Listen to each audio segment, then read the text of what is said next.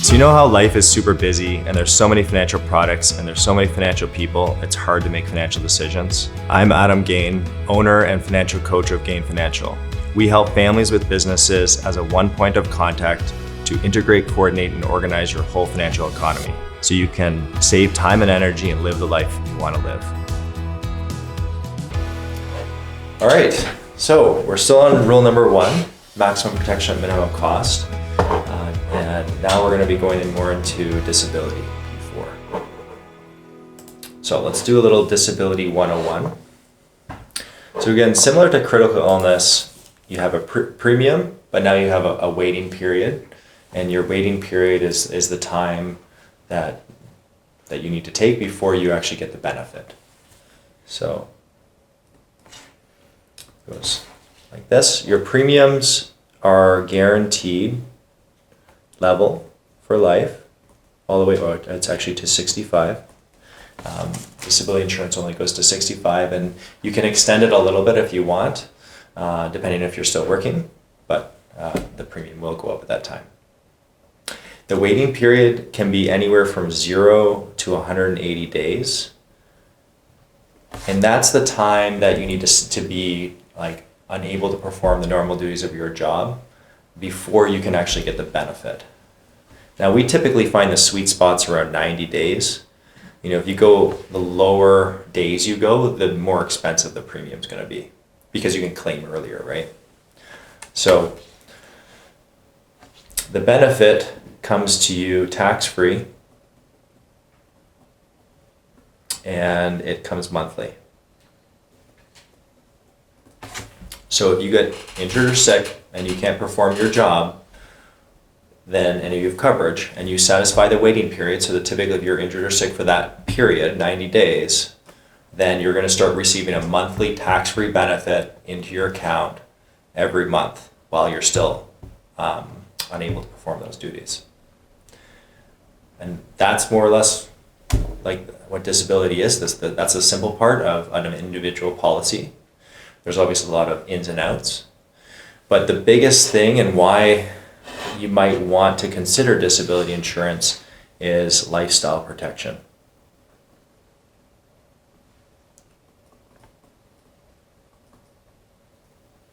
Now, we know our income is one of our biggest assets we have, and so it's important to ask yourself, if I didn't have this income coming in, how am I going to pay my expenses? How am I going to support my family? And that's why this coverage is so important. It's probably one of the most important coverages. I think most people don't ever think we're going to get disabled. The number one claim on disability policies is from mental health.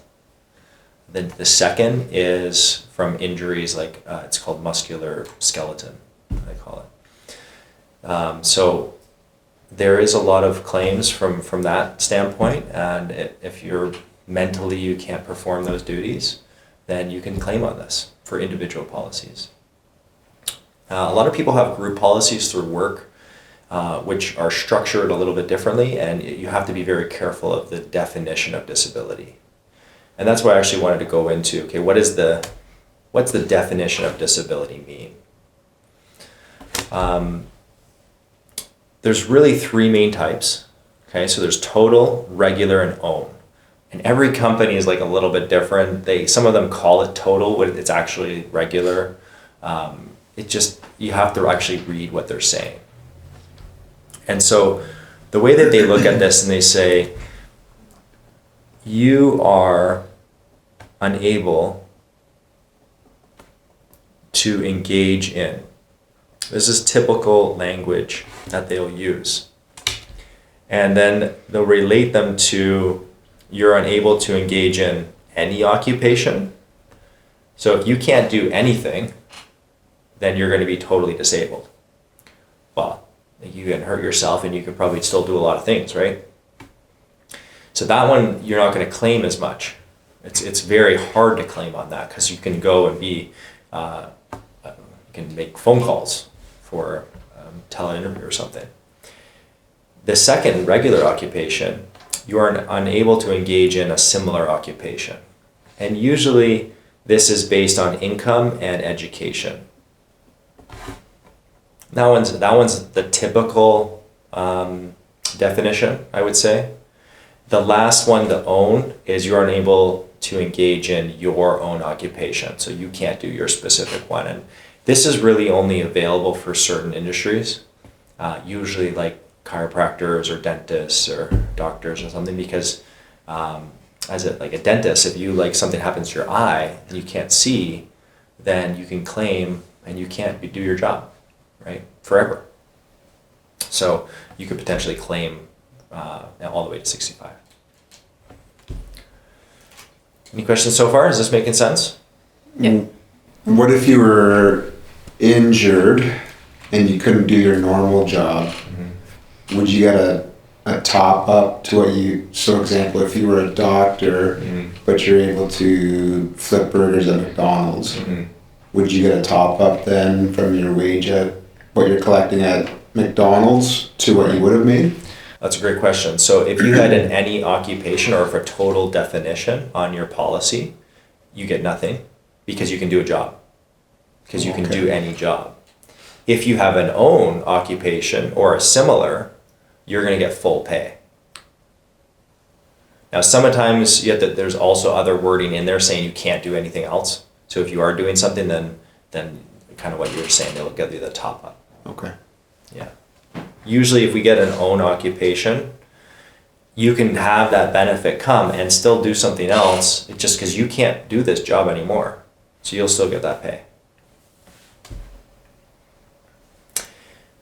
Okay, let's talk a little bit about the add-ons. A lot of these add-ons are standard in the policies we sell, and there's different classes of disability policies. So think of them like the Rolls-Royce, and then like the lowest. What's the lowest? I don't know. Yeah. So you go there, and then there's like in betweens, right? So like we try to get the best of the best if we can, and it depends on a ton of different scenarios, but.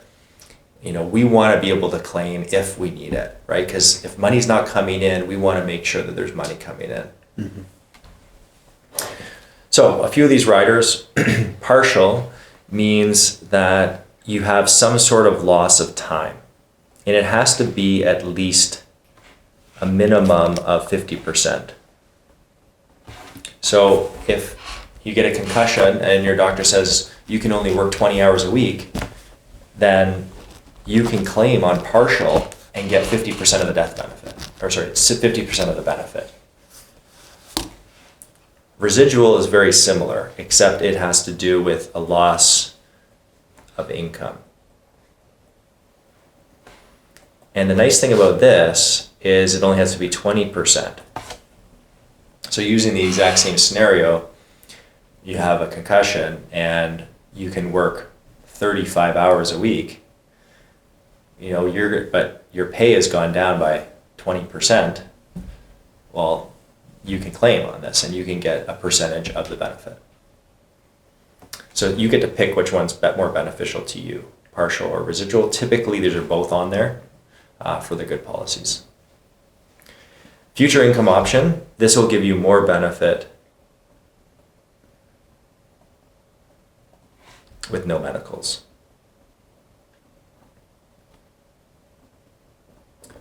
So this is a pretty inexpensive rider to add on. And as your income increases, we're able to increase your benefit with no medicals. That's a nice one to have. Mm-hmm. Cost of living, that is the inflation proof.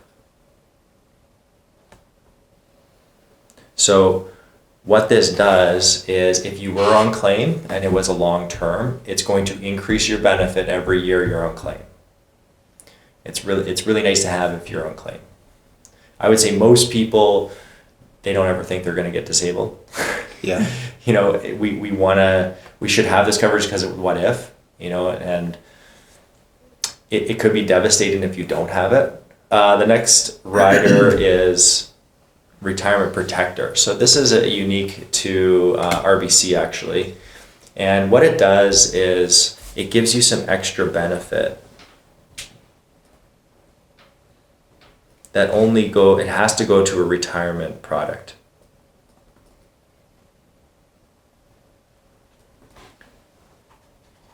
So you're going to get your normal benefit up here, the tax-free monthly benefit, and then they're going to send you an additional check for this retirement protector, and that check has to go into an RRSP, TFSA. We could use it to pay whole life premiums, things like that.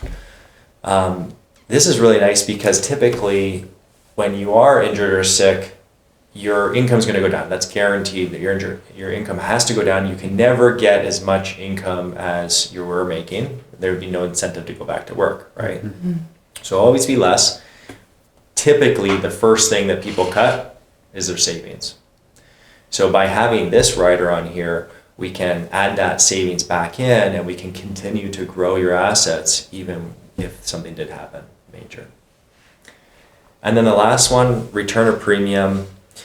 You have the option to get 50% every 7 years of the return of premium back if you don't claim. Well, it's about around 20% of claim, but I'm just going to say no claim. So what that pretty much you have to pay extra for this rider, and if you don't use the disability coverage, you can get some of the premium back, the 50% back every 7 years. I typically don't love this one just because it hinders people from claiming, and the whole point of this is to claim. But if it makes sense to you, then it's something we can always look at. Now there's two main players in Canada. I would say there's Canada Life and then there's RBC. And there's a few other companies. I think RBC has around 60% of all individual DI. And they both have all of these, except RBC doesn't have the return of premium, and the Canada Life doesn't have the retirement protector. Those are just the main things to know. Typically, if we're looking at covering somebody, we're going to look around, make sure we get the best policy for them based on what you're looking for, premiums, and the job class matters for which company. Some companies are better with certain jobs, with occupations. So I guess when we look at all of this, especially as a self-employed person or a business owner, it's always good to know, if you get a normal job, that your disability coverage is included within your income. And typically the employer has already included what they're paying for that within your income and what they're paying you. Mm-hmm. So as a business owner, it's important to put that in there when you're paying yourself. So like, for instance, if you're going to take one of two jobs, you can either have a job, I'm going to pay you $100,000 a year, and if you get injured or sick, you're going to get nothing. Or would you take $97,000, if you get injured or sick, you're going to get 66% of that income? What would you take? Second. Yeah, I'd say most people would take that second one. And so we just have to look at it a little bit differently. Now, I'm just going to go back here real quick. In the ideal world, from a disability perspective, I would love all my clients to have maximum protection.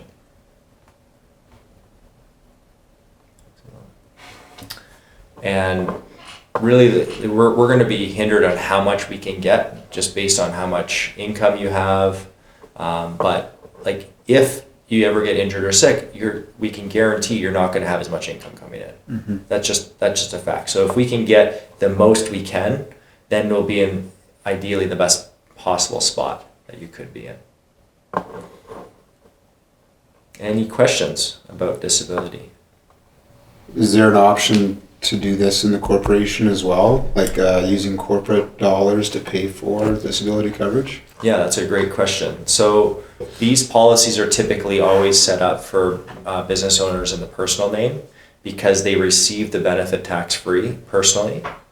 If you pay for it corporately, then it's going to go to the corporation, and you would have to take it out as a salary or dividend and pay extra taxes. So your benefit could be lower, but they will let you top it up to try to make up for that difference. But you have to have typically at least 2 people insured. That's a minimum of 2. Okay. Thanks a lot for watching that video. Check out some of our other videos. Subscribe to our channel. Feel free to reach out anytime. We're looking to work with great people long term.